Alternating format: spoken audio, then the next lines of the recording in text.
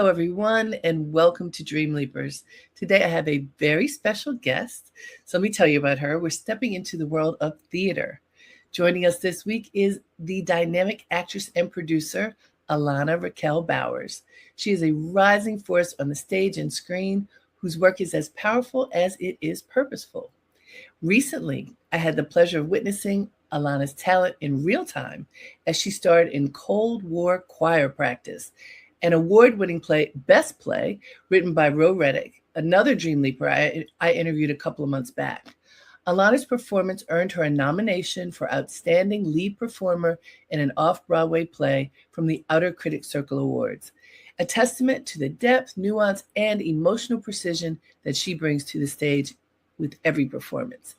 An accomplished on and off-Broadway performer and multidisciplinary creative, Alana has built a career rooted in storytelling that challenges, uplifts, and reflects the complexities of our humanity. So today we're going to learn more about her journey as an artist, the discipline behind her craft, and what it means to create work that resonates on stage, on screen, and beyond. Alana Bowers, welcome to Dream Leapers. Thank you. So I have to tell everybody, this is my family. I was holding back, girl, but I've known Alana since before she was born. Her mother and my sister Susan are best friends since they were in high school. And so she is our family, and we are as proud as we can be of all that you have accomplished. So I held on for 10 seconds.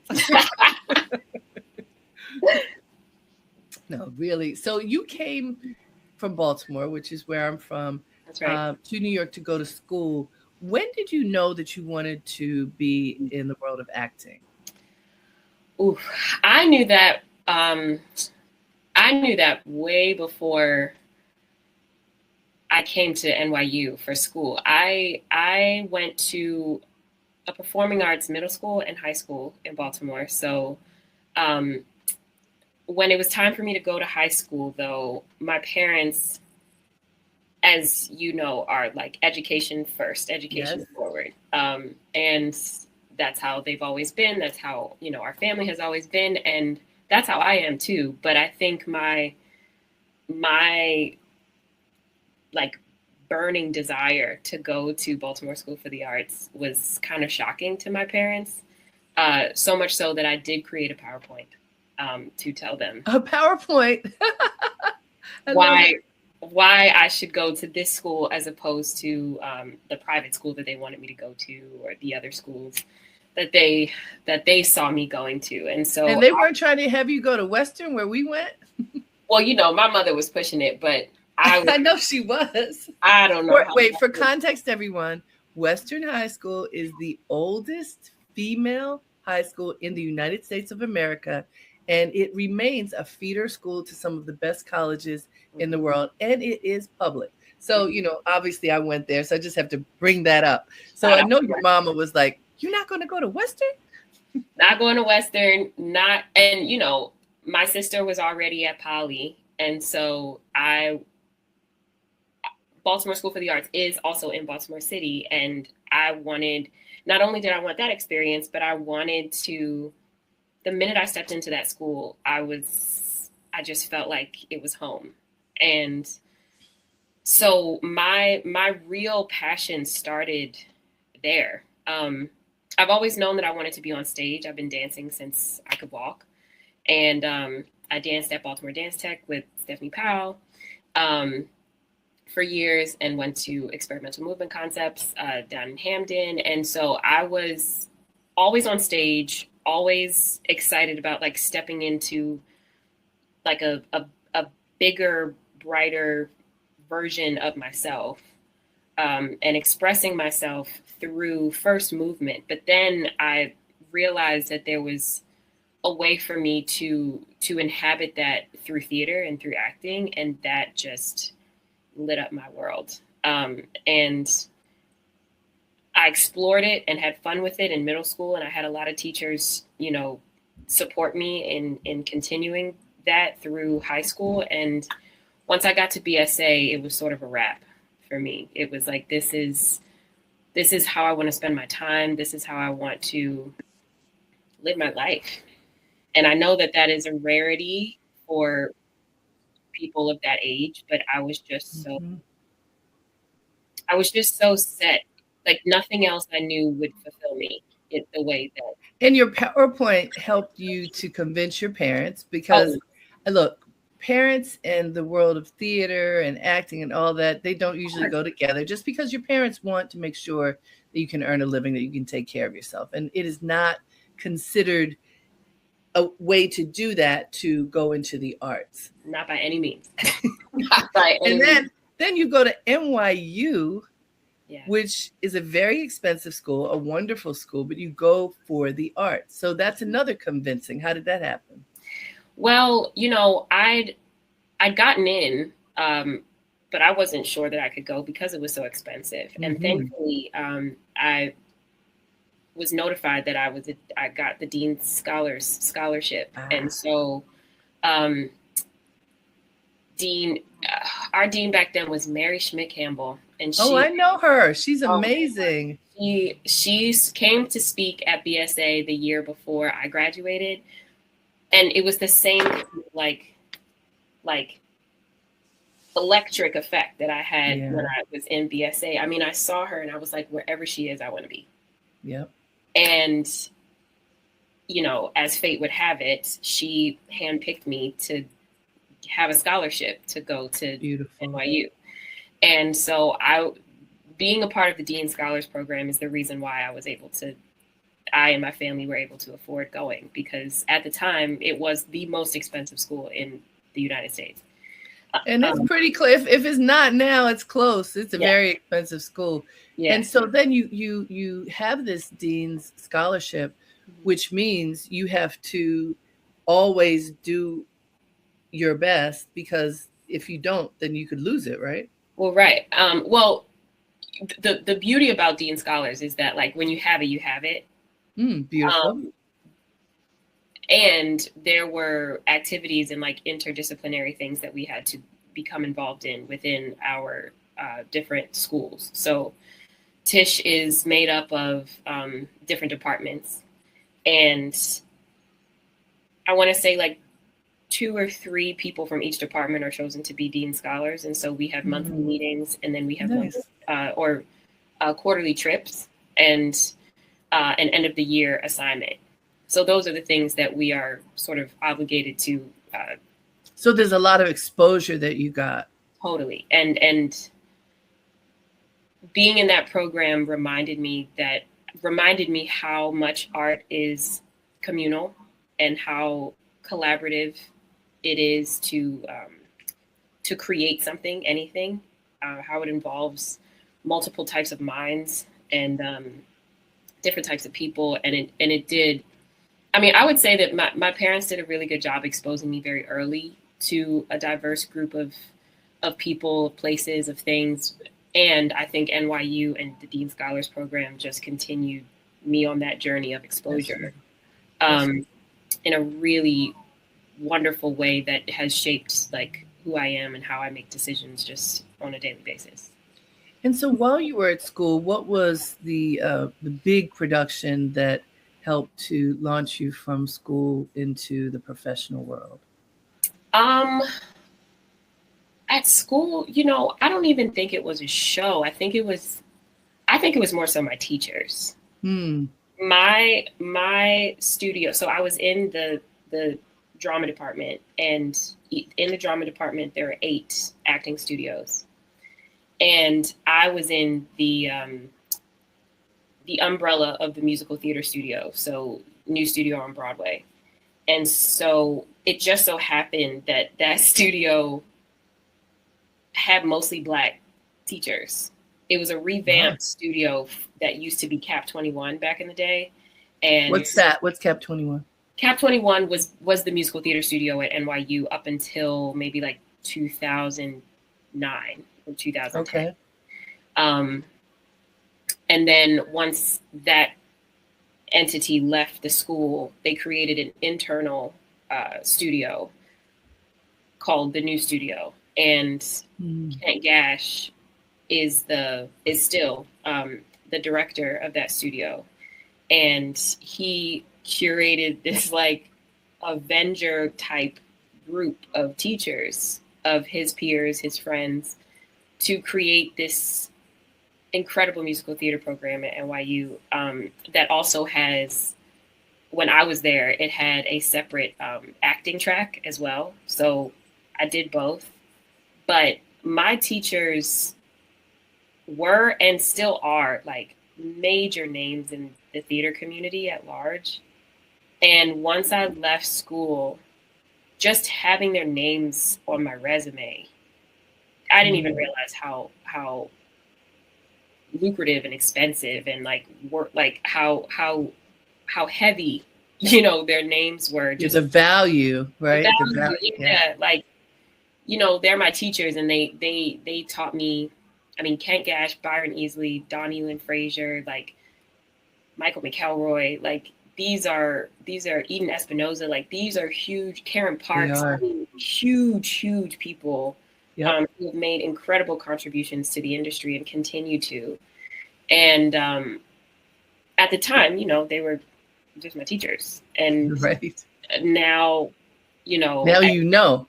It's like your parents, you know, like your parents are your parents. And then you grow up and people are like, if it weren't for Bernie and Rita, I would not be where I am today. And it's like, wow, I guess they were pretty influential. You know, like it's that realization of like how of the value of your everyday, because when you're outside of that space, you get an understanding of how incredibly crucial and important that time was. And I think that you know, with the BSA choice and the NYU choice for my parents, the biggest takeaway that they've been able to receive from my teachers in high school and my teachers in college, they were able to relay back to my parents, like, she's going to be okay. Nice. And I think that meant a lot to them. I think it still means a lot to them. And it's because my teachers saw something in me that made them confident enough to relay that to my parents. And that's a beautiful thing, to also have that relationship with them, because all your parents want is for you to be happy, healthy, and self-sufficient. And the self-sufficient part is what some people worry about in the arts. So as you have made your way, because you've been out of school for a minute, you've been doing a lot of work, you've been busy, and that's not always true. You know, that many people enter this field, and some are able to get work consistently and some are not. You've been really fortunate, I think. Obviously, you're working very hard, taking nothing away from that. But, you know, it's been consistent work for you, has it not? You know, there have been exciting, busy moments, and there have been some not so busy, you know, even a little worrisome moments. But what I've been taught and what I've come to know and understand is that it is a full, you know, some people call it a marathon, but I like to see it as like a painting instead of like a snapshot photo. Like, it takes a long time to create like a work of art. Yes. And sometimes like a captivating work of art, you have to like color in the background. You have to like do the hard stuff. You have to make sure that the color palette is correct, because you're doing it yourself, as opposed to, and not, you know, taking anything away from the digital world, but as opposed to like seeing something pretty and snapping a shot of it. Sure. My career, I see my career as more of like a painter's best work. It is time consuming. It is difficult at times, but if you stay the course, I have come to realize that the reward is truly just around the corner. And honestly, the destination is like great, but what is so fulfilling and what really sustains me is the journey, is like the work that it has taken to get to this point and the work that it will take to continue to, go to where God sees me to go. That makes sense. Let me remind folks, this is Dream Leapers with Harriette Cole. We are speaking with Alana Bowers, actor, producer, person extraordinaire. That's what I just have to say. A family member of mine, and we're so proud to see all that she's doing here in New York City, making her mark as an actor. I want to say, I think, now, Alana, I don't know whether this was really the first thing I saw because I've seen lots of things, but I want to talk about Chicken and Biscuits because that would be considered your Broadway debut, right? Mm-hmm. Which was a very big production, really popular, funny, and thoughtful. Tell us about Chicken and Biscuits and just your process of even joining that team, what it was about and what it felt like for you to be on Broadway for the first time. Yeah. So Chicken and Biscuits is a play about the patriarch of the family passes away, and he is the pastor of the family church in Connecticut. And so as families do, when a family member passes away, folks from different cities come back to the home unit and pay their respects. And so what ends up happening is the patriarch has 2 daughters, or so we think. And funerals tend to expose some truths.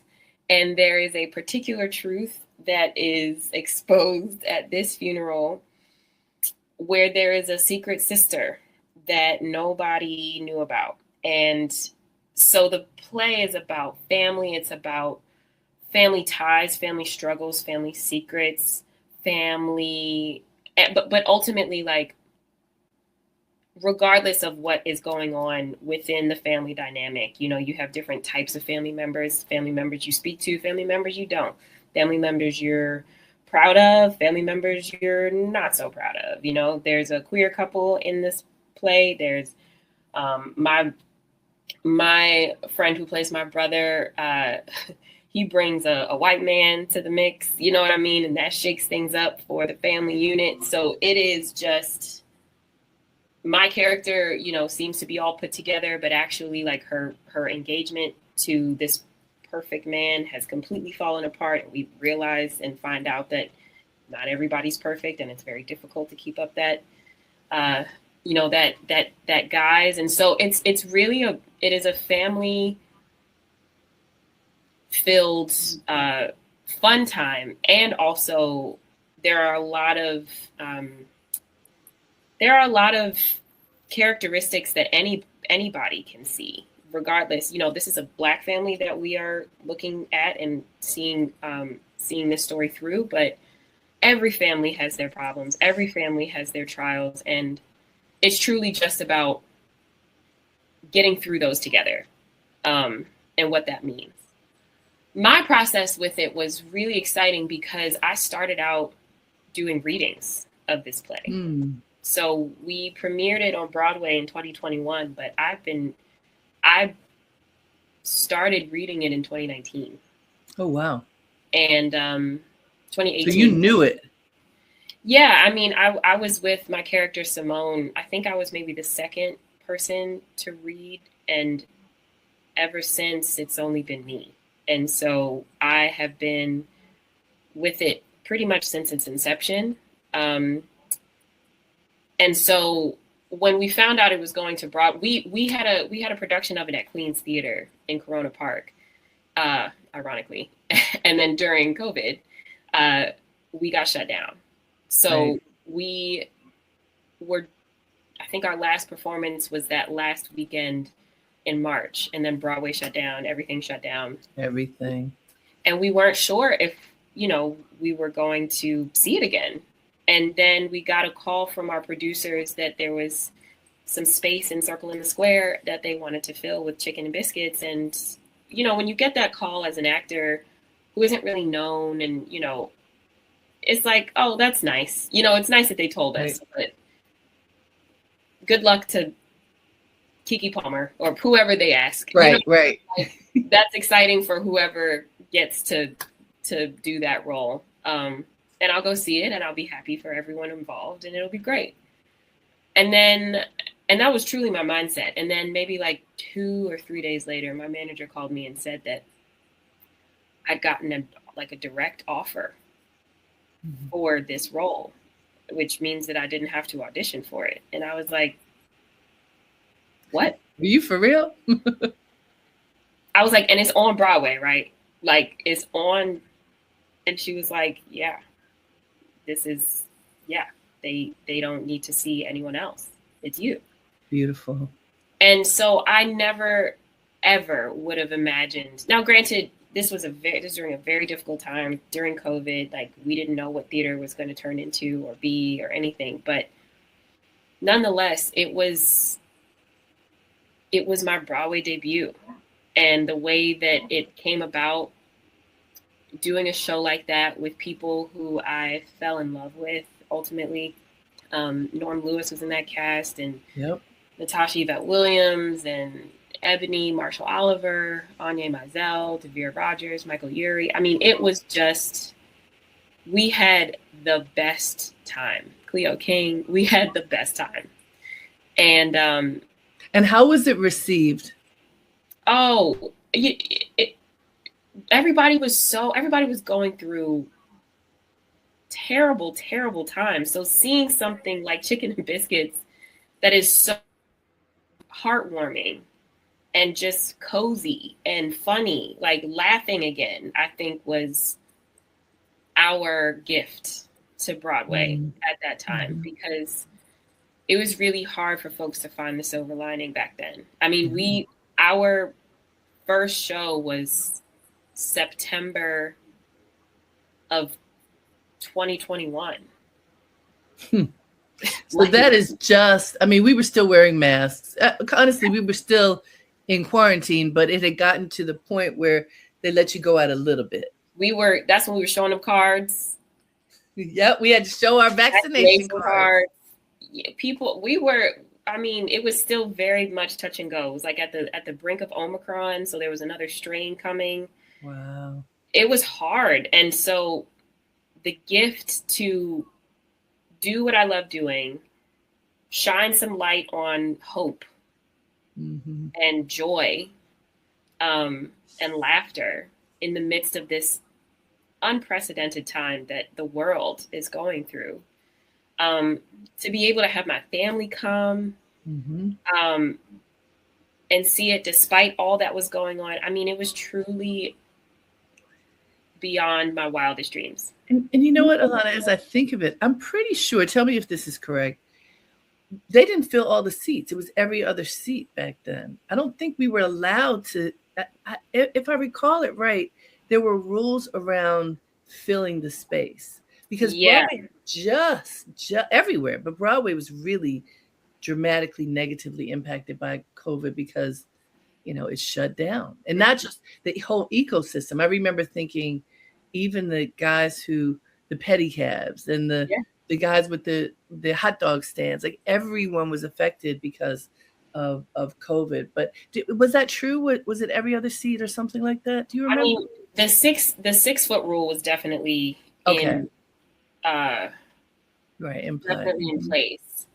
I can't remember. I mean, I'm thinking back to like seeing people seated in the audience. I don't remember people having to sit every other seat, but like everybody had to wear masks. That's true. For sure. Yes, that's right. You could not enter the space without a mask.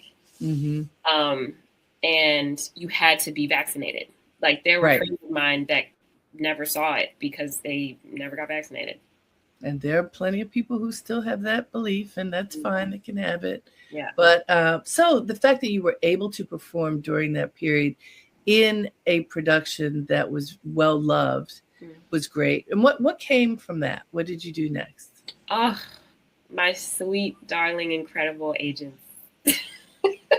I've had a manager, Robin Bluestone, since I graduated college. She saw me in the New York Fringe Festival when I was a literal child and has been by my side ever since. But we were looking for a good team to expand my reach beyond theater into television and film. And you just know when it's divine intervention, when they find you. Yes. And Chicken and Biscuits was a pivotal time for me in my career because it is when my team and really my extended family like expanded.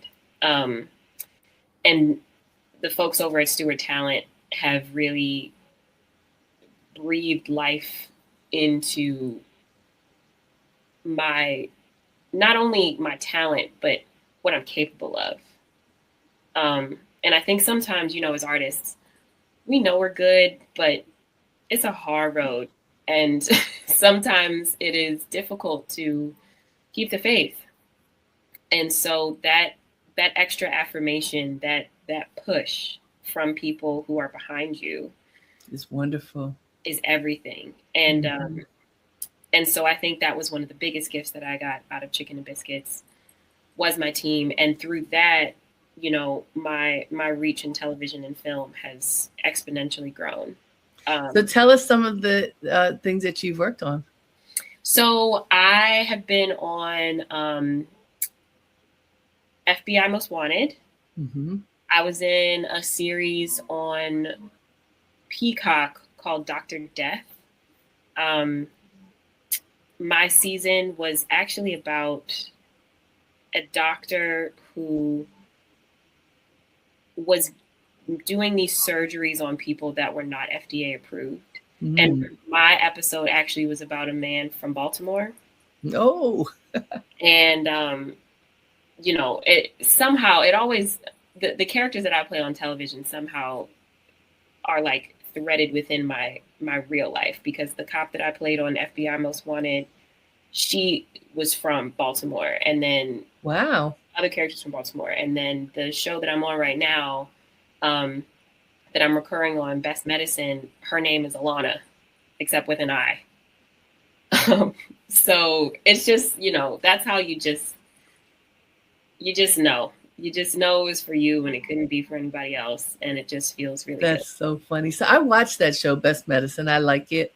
And when I learned you were going to be on there, I was like, this is awesome. So this is like, when I was growing up, it was Mayberry RFD. You probably don't even, if you even know that it's because of old TV, but there were these shows, there have always been, since the history of television, these little sweet shows that exist in somewhere USA, small town, and they have really small town issues. And there's something sweet about them because it's like in a bubble. It's isolated. Yeah. And that's what I think of Best Medicine as a show like that.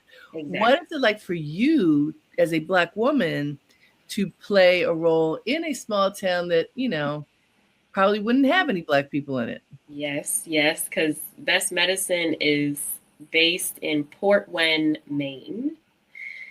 And so when one thinks of that particular town, you wouldn't assume that there would be Black people. But I think what the showrunner, Liz, has done, she has created such a beautiful variety of series regular folks, so that it sets a precedent of understanding that this is not your average small town.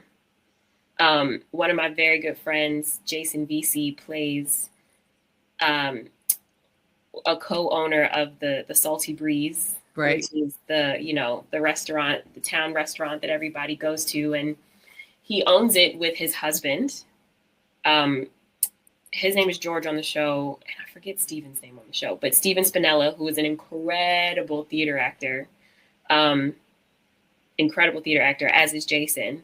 And so there is this mixed queer couple that you see every day, all the time.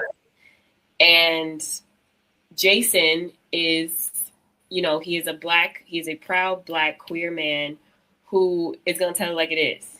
He does. And that's what he does, And so we all have been talking about like the excitement of what that brings and how to incorporate even, for season 2, because there is a season 2 coming up. Great. Just the ideas of like how this town can show how that nuance enlightens it and like makes it more exciting and fun and inclusive, and what that means for other characters, But I think it's just exciting to be a representation of the world. Like, I think that making your mark in a show like that, where you wouldn't normally think that a Black person or a Black woman could be a part of that space, and being so embraced by the folks there.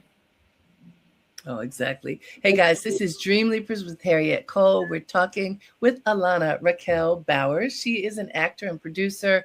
She is telling us about her journey, and it's really fascinating. She plays right now in the TV series Best Medicine, which we're happy to hear just got renewed. So congratulations on that. Thank you. Yeah. And so tell us about your role on that show. So I play Alana. And I am one of the folks who have lived in the town all my life. I have a daughter, and we are concerned patrons of Port Wayne. So everything that happens in Port Wayne, we're a part of, and everybody's sort of in the know. I have a group of girls that I sort of always hang out with. And I mean, the diversity is incredible. Mm-hmm. It's like, it's me. There's another Black woman who's also from Baltimore. Her name is Alexandria Beneford. So it's us, but there's also Wendy McKenna, who plays Sister Mary Robert in all of the Sister Act movies. Right. There's Dee Dee Khan, who played Frenchie in Grease. There's Kathy. Like, there's just regardless of age, of race, we are a great cast. We're just all girls gabbing in the town. And so that's basically my role. Like, I'm a nosy townsperson who wants my daughter to like have the best care from this new doctor that has come to town, played by Josh Charles, who's also from Baltimore. Okay, so the Baltimore connection, we have to address it now because there's so many. It's huge. It's huge, and has been like for my whole life that there's so many creative people who come out of Baltimore. I mean, think John Waters, right? Absolutely. But so many creative people and others have come out of Baltimore and gone all over the world to create and produce. And I think that is not always known, Alana, because what we, like Homicide was a popular TV show. And what was the other one? The Wire. I couldn't even watch that. I couldn't, because it was just too, like, that is not how I grew up. And the stereotype was so strong, pardon me, that everyone believed, and maybe still people believe that is the way of life in Baltimore. And it is a part of the way of life, but there are a lot of dynamic people who are doing great things. Absolutely. That was my entrance in college. There were just a group of people who immediately, when I first said I was from Baltimore, they immediately connected me to The Wire. And so it's been difficult for me to watch it too. And I know that there are so many incredible people on it, and people like, you have to watch, but I can't. It's hard. I can't because of that exact, reasoning. But there is the Baltimore creative community in particular. There are vast amounts of of genius across, across the masses, but creatively, it's so rich. Yes. It's so rich. And there are so many people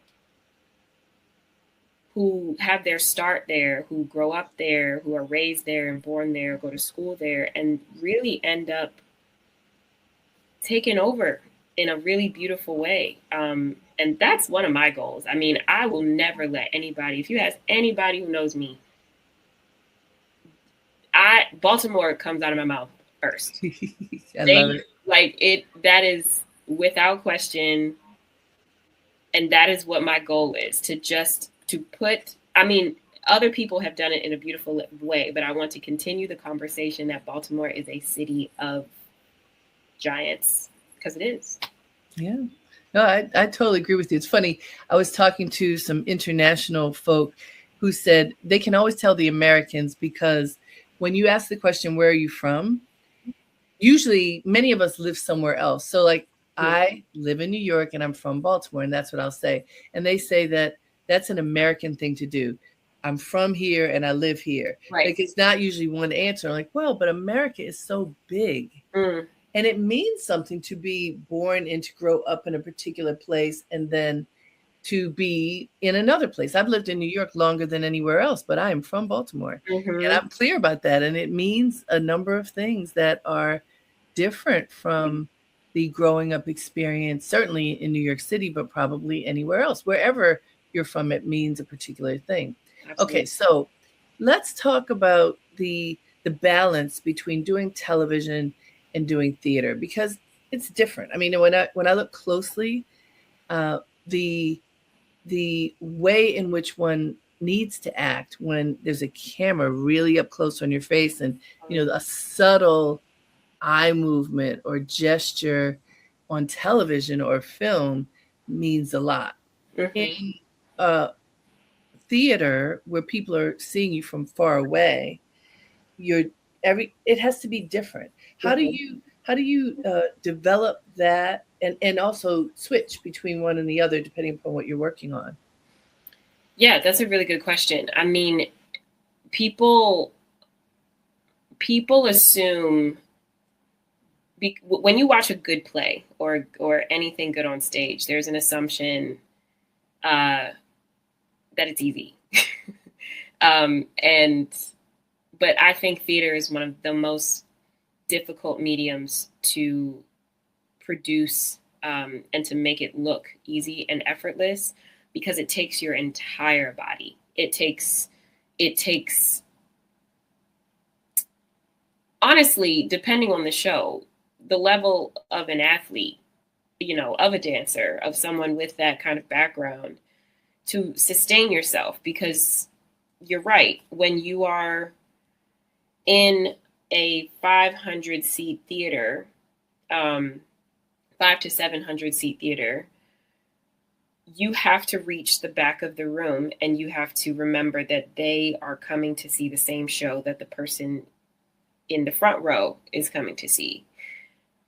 And that takes a level of physical endurance and stamina that is, I wouldn't say not needed in film and television, but it just is channeled differently.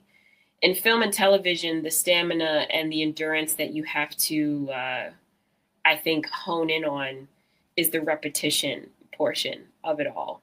That, like, you have to understand that there are multiple things happening at once, and you have to compartmentalize and make sure that you are staying focused on your story, because it's really easy to get distracted on set, because this person has to get their coverage. You have to get your up close coverage. You have to get, you have to get the full sort of like background coverage. You have to, and then once your coverage is gone, like, you have to give the same kind of intensity to your scene partner for their coverage, and making sure that and then also they can see your back. So, like, back acting is also a thing too, because you always also have to be, there's a level of continuity that has to continue in order for it all to make sense in post. When the editor comes in and puts it all together, You can't be like yelling at somebody in your thing and then, or in your coverage. And then when it's time for them to get their coverage, you're meek and mild because it's not going to match. So it's like, there's so many things to think about in television and film. And oftentimes people assume that, oh, you know, if you choose to do TV or film, like you don't have to use, it's easier because you don't have to use your whole body. But that may be the case in terms of like your physicality, but there's a mental game that you have to learn and sort of master in order to create a story that is just as powerful as how you would tell a story physically with your body on a stage. Well, and as you described that, I mean, yes, the physicality of, if you have to physically be big and move across stage and all of that, that takes a certain energy, but the subtlety of gesture, like I was mentioning, of the way you use your eyes and, you know, the movements that can be so incredibly subtle. And then you're describing, and then you have to be a back actor too. I hadn't even thought about that. And so how many times does it usually take to complete a scene, since they're photographing it, videoing it from all different angles? It can take, depending on how many people are in the scene and how many people need coverage, it can take about 3 hours to do a scene. Yeah. Because, and then what if somebody's not on their game, Alana? Because sometimes, you know, it's like real life. Not everybody is in sync. Right. You know, you have to be able to have a rapport with the other actors. What happens when you have a bad day and you have to do it anyway? It takes longer. And then the day is even longer. And then you're on crunch time because overtime is a thing. And if the budget is not budgeting, then you got to figure it out. That's why it is such a mental game. And having the right people on set is crucial because of that. Because there is a need to tell the story, yes, but also there is a time crunch that we got to do 7 scenes in 12 hours.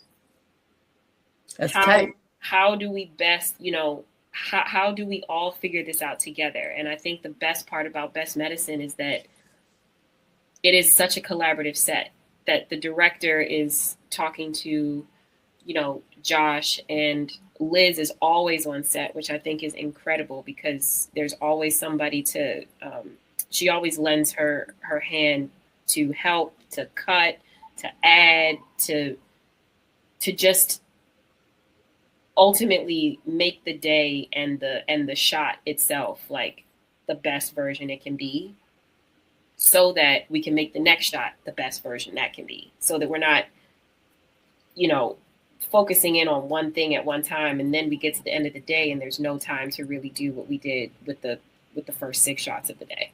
So when do you know I nailed it? Like, you know that I did my part and we can move on, or at least you think you can. Sometimes I feel like I did it and they're like, let's do one more. You know, or sometimes I'm like, oh man, I missed that moment. And they're like, we got it, let's move on.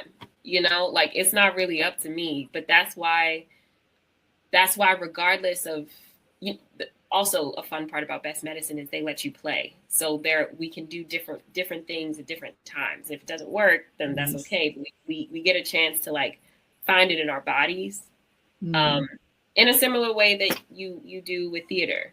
And so sometimes, you know, I because I can't see what's happening on camera, I just have to trust my scene partner, trust myself, and try and do my best work in every take.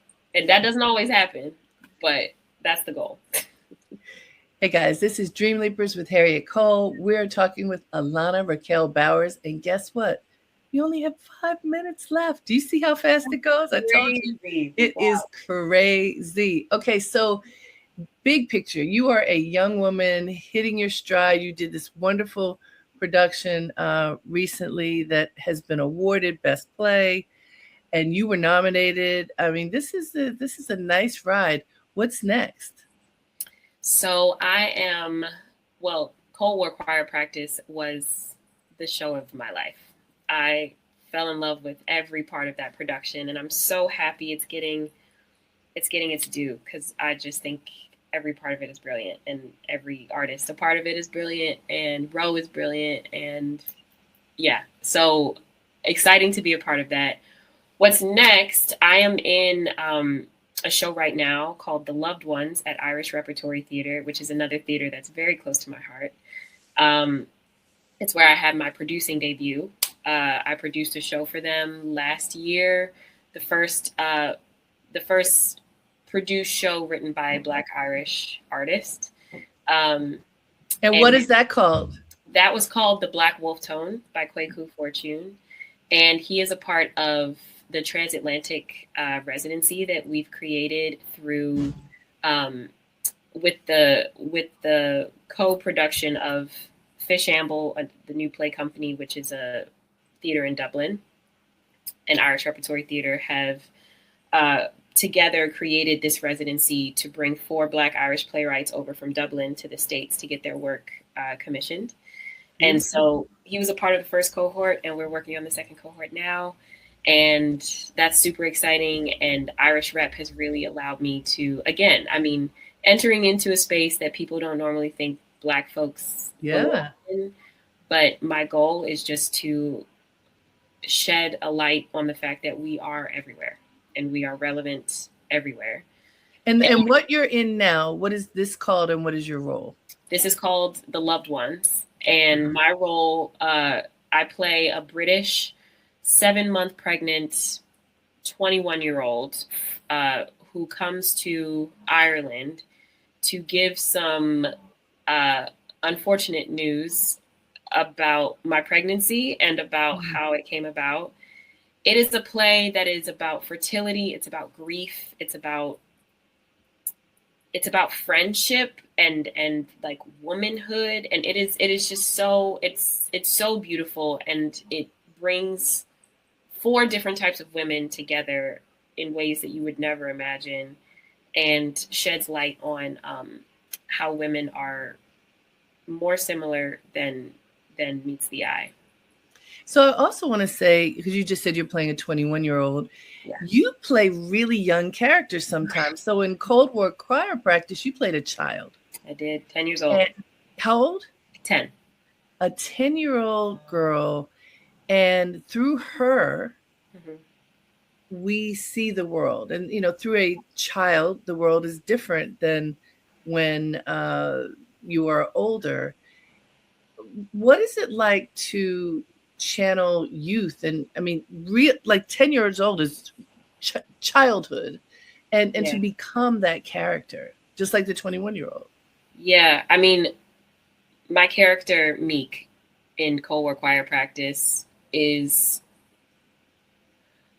also childhood in 1987 is different than childhood now. And so, you know, she is a child of the 80s who is desperate to save her family from war. She that time was warped with the unknown of like what could be of America. And she's doing the best she can to try to get answers, because I feel like as children, it's either this or it's this, and hasn't really entered the chat yet. It's really like, either I do this or I do that. Either I can save my family or everything blows up, and that's not good. So I have to do everything I can to save my family. And that is her mindset throughout this entire play. And entering into that space reminded me that how much hope children have. Children are the beacon of hope, and there has to be an answer for them. And we find in the play, and we realize that Meek realizes that there aren't always answers for things. And that's a very heartbreaking reality, but she begins as this like steadfast, confident kid ready to take on the world. And that is, I mean, Meek inspires me so much. She still does every day because she takes on the world like it's hers to take. And I just think we all need to remember that, you know, that childlike wonder doesn't just, it doesn't have to just go away. We can keep a little of it for ourselves. I love that. Okay, it's time to go. Please tell people the name again of the production you're in now, where it is, and where in New York is this theater? So The Loved Ones at Irish Repertory Theater. It is in Chelsea on West 22nd between 6th and 7th. And how long does it run? Yeah, we run until August 2nd. So you've got all of July to come see us. Sounds good. Well, congratulations. I'm so proud of you. It's wonderful to talk to you and hear just a little bit about the journey. And y'all, you can watch Best Medicine because it's on TV now, right? Where do you watch it? You can watch the reruns of season 1 on Hulu. Excellent. Sounds good. Congratulations. Thank you. Yay. And thank you to all of you for tuning in. I hope that you had as good of a time as I did listening to Alana Raquel Bowers. And you can go to the Irish Repertory Theater to see her current production. Thanks for being with me. Until next time, have a great day and make it count.